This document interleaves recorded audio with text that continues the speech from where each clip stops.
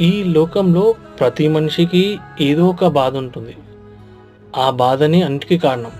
అంటే కొంతమందికి డబ్బు లేదని, కొంతమందికి అందం లేదని, సో ఇలా చదువు లేదని, లేకపోతే ఎదుటి వారు మనల్ని బాధ పెడుతున్నారని, ఇలాంటి కారణాల వల్ల సూసైడ్ చేసుకుంటారు. లేకపోతే డిప్రెషన్‌లోకి వెళ్తారు. లేకపోతే ఎదుటి వారిని బాధ పెడతారు.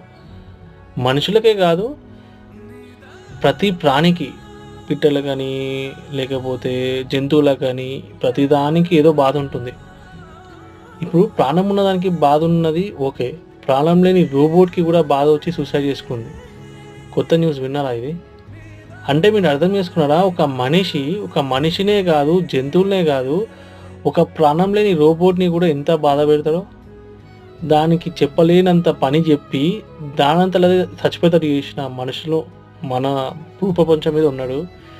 సో, అందుకే జాగ్రత్త. ఏదో